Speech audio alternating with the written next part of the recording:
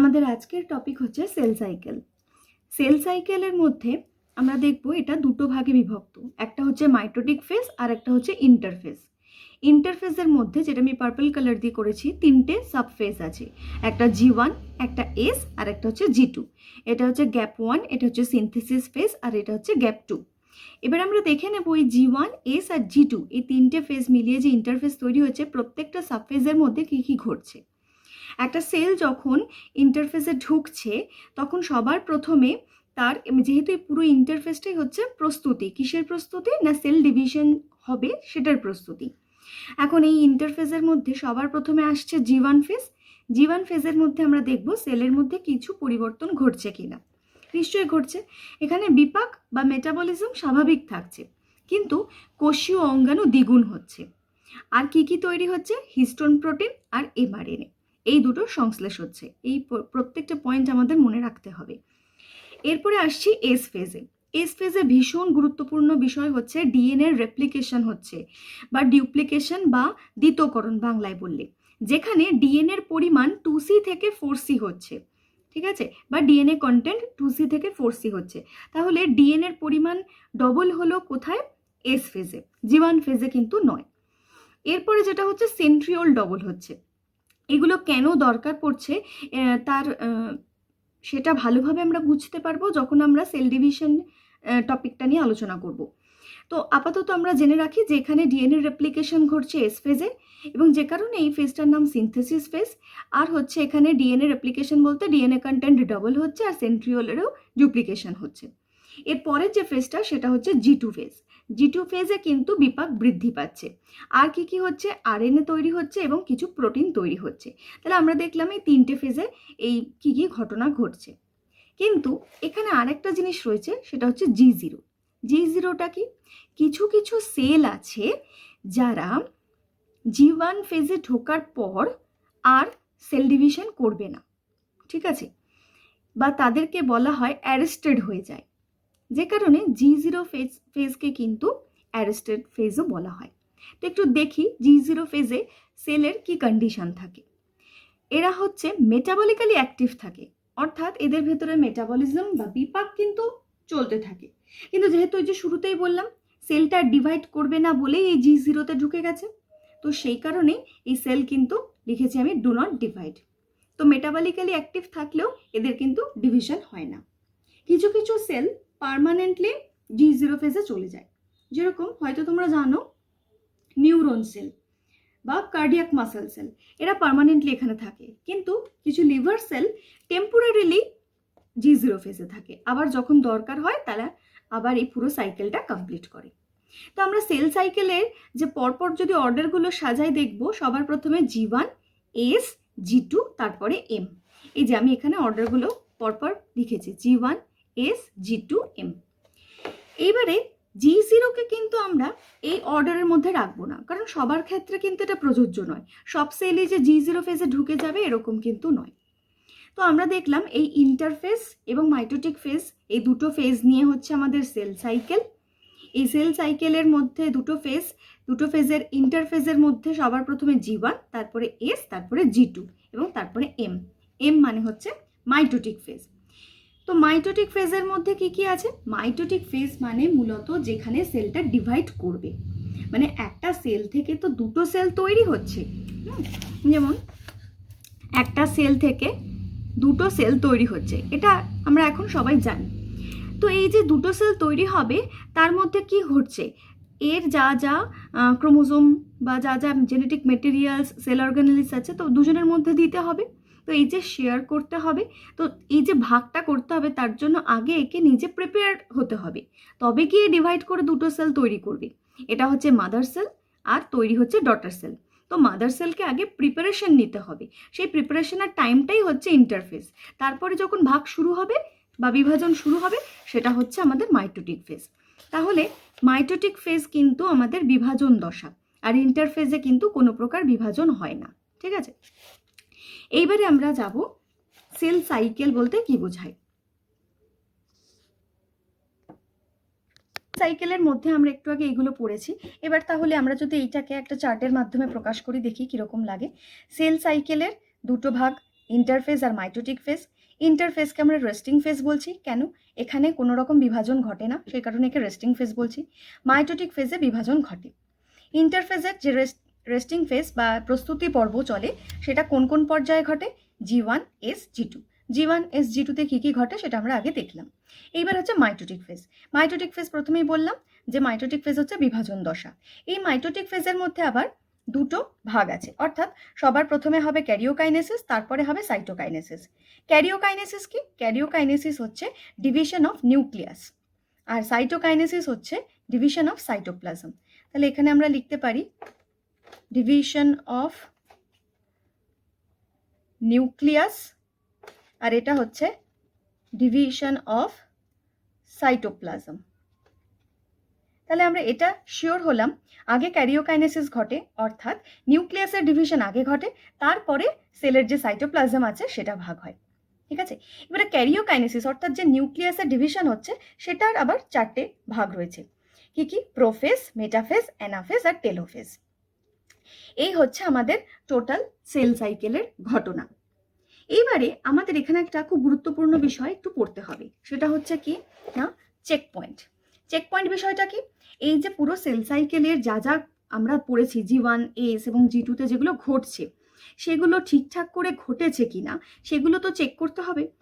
যদি এখানে যেগুলো ঘটার কথা সেগুলো যদি না ঘটে, তাহলে ওই খারাপ সেলটা বা ওই ত্রুটিপূর্ণ সেলটাই চলতে থাকবে, তো সেটাই সংখ্যায় বৃদ্ধি পাবে। প্রত্যেকটা ক্ষেত্রেই তাই। তাই প্রত্যেকটা জায়গাতেই আগের কাজগুলো ঠিকঠাক হয়েছে কিনা সেটা দেখার একটা প্রসেস রয়েছে। সেটা দেখে কারা? যারা দেখে তাদেরকে বলছি আমরা চেক পয়েন্ট। এই চেক পয়েন্টের মধ্যে কারা কারা পড়ছে, মানে কারা কারা এই কম্পোনেন্ট ইনক্লুড করছে, সেটা হচ্ছে সাইক্লিন প্রোটিন আর সিডিকে। এটা এনজাইম, সাইক্লিন ডিপেন্ডেন্ট কাইনেস। এর ফুল ফর্মটাও কিন্তু একটু মনে রাখতে হবে। তো কম্পোনেন্ট বা চেক পয়েন্টের উপাদান কি কি? সাইক্লিন আর সিডিকে। এখন এই চেক পয়েন্ট তো বলে দিলাম, কিন্তু চেক পয়েন্টগুলো কোথায় থাকে বা তাদের কোনো নাম আছে কিনা এবার আমরা একটু দেখে নেব। চেক পয়েন্ট প্রধানত তিনটে হয়। একটা হচ্ছে G1S। G1S কি করছে না, কোষের যে পুষ্টিগত অবস্থা, মানে কোষটা প্রপারলি নিউট্রিশন পেয়েছে কিনা, তার প্রোটোপ্লাজম ঠিকঠাক আছে কিনা, বা তার সাইজ এবং শেপ ঠিক আছে কিনা, এবং বৃদ্ধির যে উপাদানগুলো তৈরি হয়েছে সেগুলোও তার মধ্যে পরিপূর্ণভাবে আছে কিনা সেটা দেখার জন্য হচ্ছে G1S থাকে। ঠিক আছে, অর্থাৎ এস ফেজে ঢোকার সময় জীবনে যা যা ঘটেছে সেইগুলো সব ঠিকঠাক হয়েছে কিনা দেখে নেয়। এর পরেরটা হচ্ছে কি? G2M। G2M কি? এখানে G2M বলছে, অর্থাৎ এস ফেজের, এই যে আমরা এস পড়েছি, এই এস ফেজটা কমপ্লিট হচ্ছে, তারপরে G2তে গিয়ে G2M হচ্ছে। এটা কি করছে না, এটা হচ্ছে এখানে দেখবে যে এস ফেজের থেকে যে পেরিয়ে এলো সেখানে ডিএনএ সিনথেসিস ঠিকঠাক হয়েছে কিনা, এবং ডিএনএ যে এই যে নতুন একটা ডিএনএ তৈরি হলো সেটার স্ট্রাকচারটা ঠিক আছে কিনা, না হলে ওই ত্রুটিপূর্ণ কোষটাই আবার রিপিট হতে থাকবে। ঠিক আছে, তো এটা হচ্ছে আমাদের G2M এর কাজ। আর এম ফেজ কি? মাইটোটিক পয়েন্ট, বা এটাকে বলা হয় স্পিন্ডল চেক পয়েন্ট। কেন বলা হয় আমরা বুঝতে পারবো এক্ষুনি। সেটা হচ্ছে বেমতন্তুর সঙ্গে মেটাফেজ প্লেটে ক্রোমোজোমগুলো ঠিকঠাক সংযুক্ত হয়েছে কিনা সেটা দেখার কাজ হচ্ছে স্পিন্ডল চেক পয়েন্টের কাজ বা এম চেক পয়েন্টের কাজ। এই বিষয়টা কি? বিষয়টা হচ্ছে আমরা যখন এটা ডিটেলস পড়বো আরো ভালো বুঝতে পারবো। প্রোফেজের পর যখন মেটাফেজ আসে তখন যে ক্রোমোজোমগুলো, সেখানে একটা বেমতন্তু তৈরি হয়, সেই বেমতন্তুর উপরে ক্রোমোজোমগুলো আটকানো থাকে। এখন সেইগুলো ঠিকঠাক আটকেছে কিনা চেক করার জন্যই হচ্ছে, বা এইটা দেখার কাজই হচ্ছে এই স্পিন্ডল চেক পয়েন্টের কাজ। এইবারে এই যে আমি বলছি চেক পয়েন্টের এইগুলো কাজ, যদি এই কাজগুলো ঠিকঠাক না হয় বা চেক পয়েন্ট কাজ না করে, তখন যেটা তৈরি হবে তার রেজাল্ট হিসাবে সেটা হচ্ছে টিউমার। টিউমারের কিছুই নয়, অনিয়ন্ত্রিত কোষ বিভাজন বা আনকন্ট্রোলড সেল ডিভিশনের ফলাফল হচ্ছে টিউমার। এখন এই টিউমার দুরকম হতে পারে, একটা হচ্ছে বিনাইন আর একটা হচ্ছে ম্যালিগনেন্ট। বিনাইনটা কিন্তু ক্ষতিকারক হয় না, কিন্তু ম্যালিগনেন্ট কিন্তু ক্ষতিকর। হয়তো তোমরা শুনে থাকবে অনেক সময় টিউমারের ম্যালিগনেন্সি টেস্ট হয়। কেন না, এটা ক্ষতিকর এই কারণেই, এটা কিন্তু পরবর্তীকালে ক্যান্সার তৈরি করতে পারে। এখন এই ম্যালিগনেন্ট টিউমার কি করে? মেটাস্ট্যাসিস একটা শব্দ, একটা টার্ম, যে টার্মটা বোঝায় যে ক্যান্সার যে ছড়িয়ে পড়ে। আমরা অনেক সময় শুনি যে কোনো মানুষের ক্যান্সারটা সারা শরীরে ছড়িয়ে পড়েছে, অর্থাৎ একটা সেল তৈরি হয়েছিল ত্রুটিপূর্ণ যার মধ্যে ম্যালিগনেন্সি ছিল, সেটা আরও অন্যান্য অনেক সেলকে হার্মফুল করে দিয়েছে বা অন্যান্য সেলেরও ক্ষতি করে দিয়েছে। তখন সেই যে প্রসেসটার মাধ্যমে এই ব্যাপারটা ঘটে সেটাকে বলে মেটাস্ট্যাসিস। আমার এখানে লেখা নেই, এটা জেনে রাখো, মেটাস্ট্যাসিস। তো ম্যালিগন্যান্ট সেল যদি মেটাস্ট্যাসিস করতে শুরু করে সেটা ক্যান্সারের দিকে যায়। তো আমাদের এটা মনে রাখতে হবে টিউমার কেন হয়, আনকন্ট্রোলড সেল ডিভিশনের জন্য হয়, বা যেখানে চেক পয়েন্টের কোনো ত্রুটি থাকে সেখানে হয়। আর এটা দু ধরনের হতে পারে, বিনাইন যেটা একদম ক্ষতিকারক নয়, আর ম্যালিগনেন্ট যেটা ক্ষতিকর, যেটার থেকে পরবর্তীকালে ক্যান্সার হওয়ার সম্ভাবনা থাকে।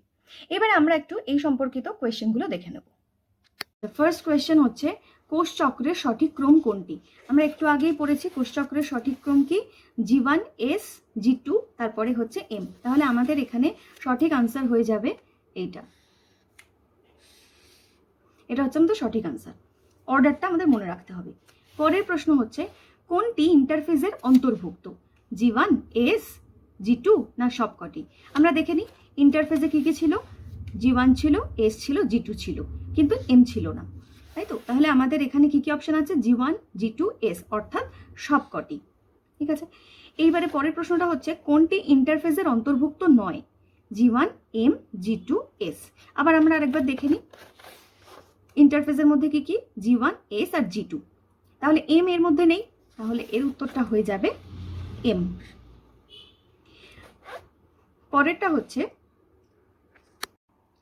পরের প্রশ্নটা হচ্ছে কি ডিএনএ দ্বিতীয়করণ ইন্টারফেজের কোন পর্যায়ে ঘটে? দ্বিতীয়করণ মানে ডুপ্লিকেশন বা রেপ্লিকেশন, এটা কোন পর্যায়ে ঘটে? আমরা দেখেছি এস ফেজে ডিএনএ রেপ্লিকেশন ঘটে, তাহলে এর উত্তরটা কি হচ্ছে আমাদের এস ফেজ। এরপরের প্রশ্নটা কি বলেছে, নিম্নলিখিত কোনটি ইন্টারফেজের সঙ্গে যুক্ত? অবিভাজন দশা, অবশ্যই তাই, ইন্টারফেজে কোনো বিভাজন হয় না। বিশ্রামকালীন দশা, একদমই তাই। এ ও বি উভয়ই, কোনোটিই নয়। ডেফিনেটলি যেহেতু অবিভাজন দশাও ইন্টারফেজের সঙ্গে যুক্ত, বিশ্রামকালীন দশাও বলা হয়, তো সেই কারণে আমাদের উত্তরটা হয়ে যাবে এক্ষেত্রে অপশন সি। আচ্ছা, পরের প্রশ্নটা হচ্ছে G1 পর্যায়ের প্রধান কাজ কি?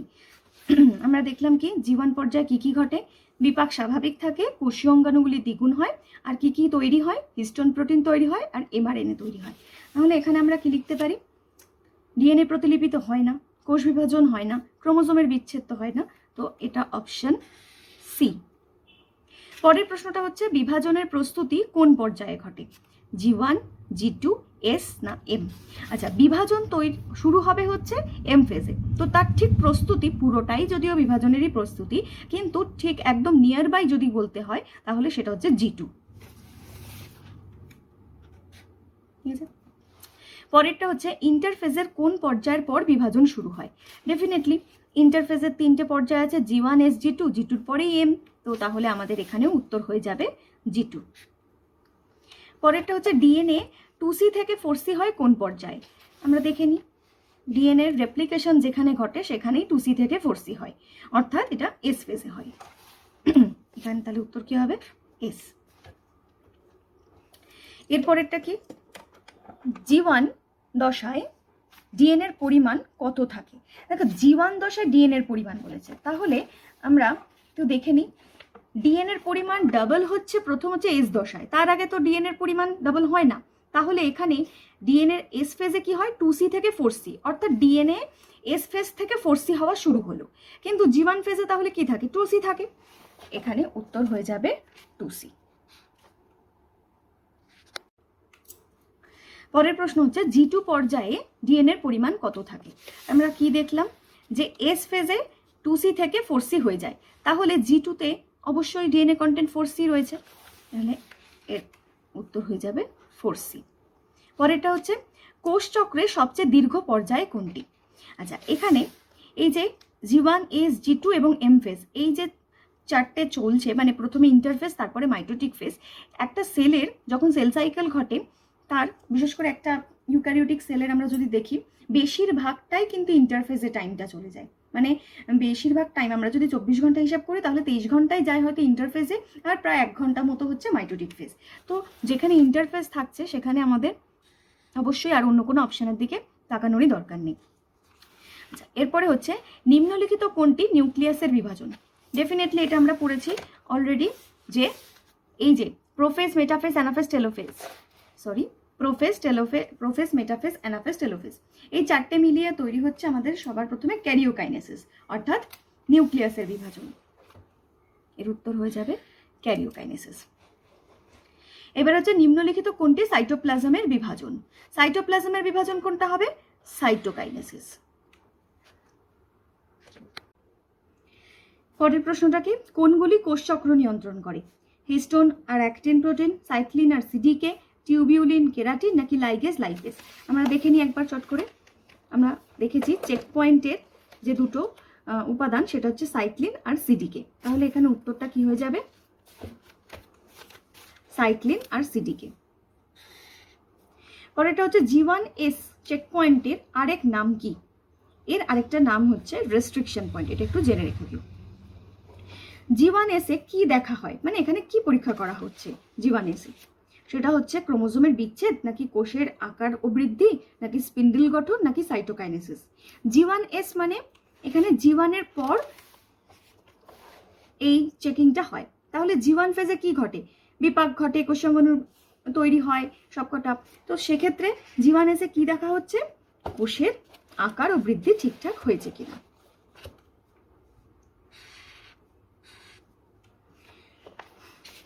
তারপরে হচ্ছে পরের কোয়েশ্চেন হচ্ছে G2M এই চেক পয়েন্টটায় কি যাচাই হয়? ডিএনএ প্রতিলিপিকরণ, কোষের বৃদ্ধি নাকি ক্রোমোজোমের সংখ্যা নাকি সেন্ট্রিওলের সংখ্যা? G2 পেরিয়ে গেছে, অর্থাৎ এস ফেজ চলে, মানে এস ফেজটা কাটিয়ে তারপরে G2। তো G2M এ কি যাচাই করা হবে? ডিএনএটা ঠিকঠাক সিনথেসিস করেছে কিনা, কপি ঠিকঠাক তৈরি করতে পেরেছে কিনা। পরের প্রশ্নটা কি, স্পিন্ডল চেক পয়েন্টের কাজ কি? স্পিন্ডল চেক পয়েন্ট অর্থাৎ নাম শুনি আমরা বুঝতে পারছি এটা কি হবে। একটা অপশনগুলো দেখে নিতাও। ডিএনএ সংশ্লেষ না, ডিএনএ সংশ্লেষ কে চেক করে? G2M এ। তারপর হচ্ছে ক্রোমোজোম স্পিন্ডলের সঙ্গে সঠিকভাবে যুক্ত হয়েছে কিনা। আরএনএ সংশ্লেষ, কোষের বৃদ্ধি হবে না, আরএনএ সংশ্লেষ এবং কোষের বৃদ্ধি হয়ে যায় একদম জীবাণু। তো সেক্ষেত্রে আমাদের এমনিতেও আমরা জানি যে স্পিন্ডল চেক পয়েন্টের কাজই হচ্ছে যে অপশন বি, ক্রোমোজোমের স্পিন্ডলের সঙ্গে সঠিকভাবে যুক্ত হয়েছে কিনা। এটা হচ্ছে আমাদের সঠিক উত্তর।